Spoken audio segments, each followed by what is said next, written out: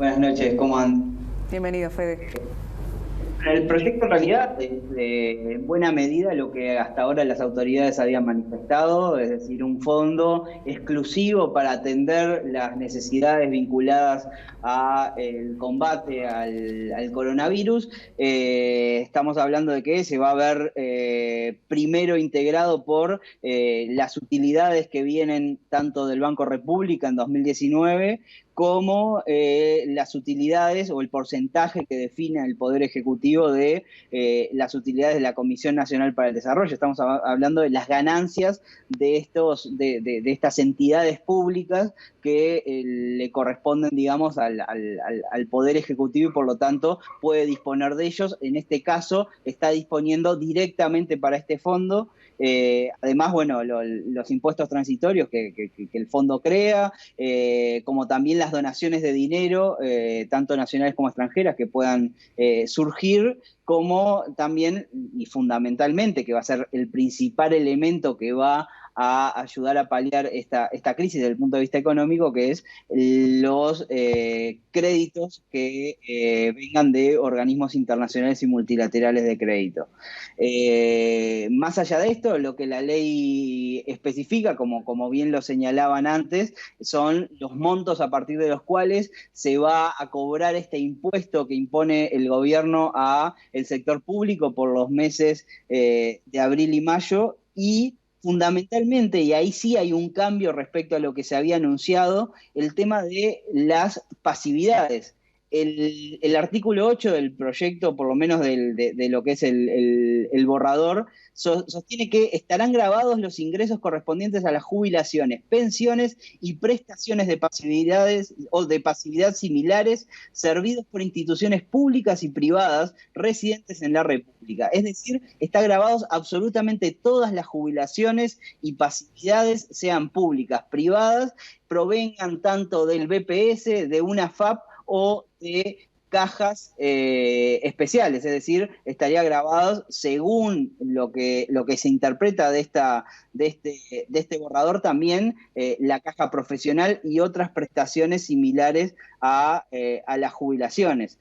Los montos son más altos que en el caso de los salarios públicos que establecían, si bien las franjas son iguales, pero en este caso hacen a jubilaciones que están grabadas por menos descuentos, con lo cual estamos hablando que acá el mínimo que pone, digamos, lo que sería como un mínimo no imponible que pone el gobierno son 100.000 pesos mensuales, es decir, no se tocan jubilaciones por encima, por debajo de los 100.000 pesos mensuales, y ninguna jubilación se va a ver afectada si cobra menos, es decir, nadie que antes ganaba más de 100.000 pesos o que ganaba 100.000 pesos va a ganar menos a partir de esta quita, digamos, puntual de ingresos. Las franjas son las que se habían señalado también para el sector público, es decir, desde 120.000 pesos para arriba las jubilaciones pasan a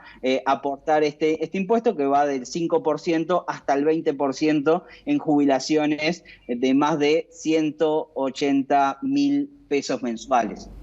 Esas son las innovaciones, digamos, que introduce este proyecto, como también lo que señalaba Miguel, que también es relevante, que el Poder Ejecutivo queda facultado para extender por un máximo de 3 meses este tributo que se crea. Federico, cuando hablamos, lo explicaste bien, pero me quedan algunas dudas. Cuando hablamos de cajas privadas, ¿hablamos de las paraestatales, hablamos de la bancaria, de la profesional, de la notarial?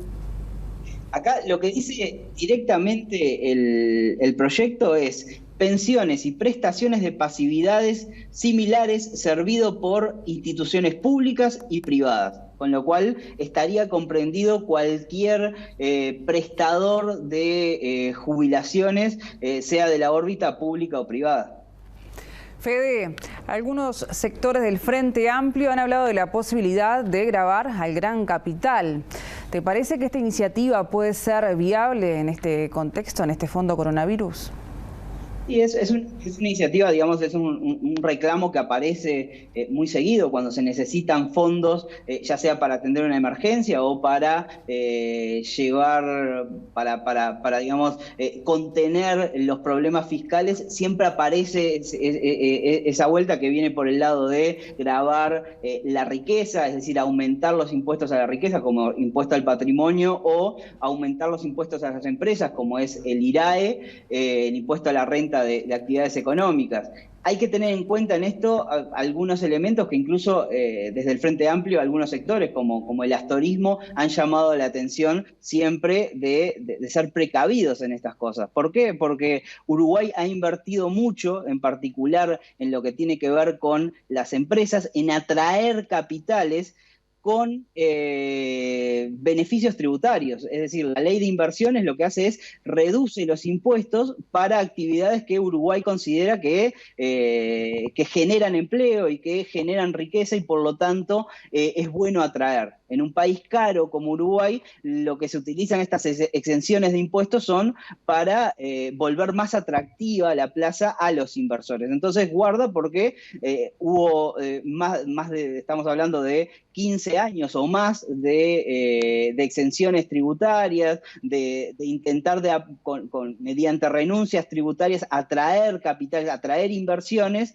y cuidado con las señales que se dan en este aspecto, llaman la atención los expertos. Cuidado con las señales, porque Uruguay continúa luego del coronavirus, y el gran desafío que va a tener Uruguay es reducir el impacto de una crisis económica producto de las medidas sanitarias, y por lo tanto el gran desafío va a ser generar empleo y atraer inversión. Entonces, cuidado con estas cosas, por esa vía más quizás de las señales que se dan, pero también por una cuestión instrumental, que es que estos impuestos no se recaudan inmediatamente, son impuestos que se recaudarían el año que viene, y por lo tanto, bueno, el dinero se necesita hoy. Habrá que ver después del año que viene cómo se recomponen las finanzas públicas y cómo se rediseña el sistema de ingresos que tiene el Estado, y quizás pueda haber algún cambio bien estudiado de esta clase de impuestos, pero eso es en una etapa posterior. Ahora lo que hay que hacer es atender esta emergencia, que en su gran mayoría se va a atender con préstamos, y préstamos de organismos multilaterales, como ya ha anunciado el Poder Ejecutivo. Bien, Fede, muchas gracias por este análisis pormenorizado de cómo será el Fondo Coronavirus, que entrará mañana al Parlamento Nacional. Te agradecemos. Por favor, que pase.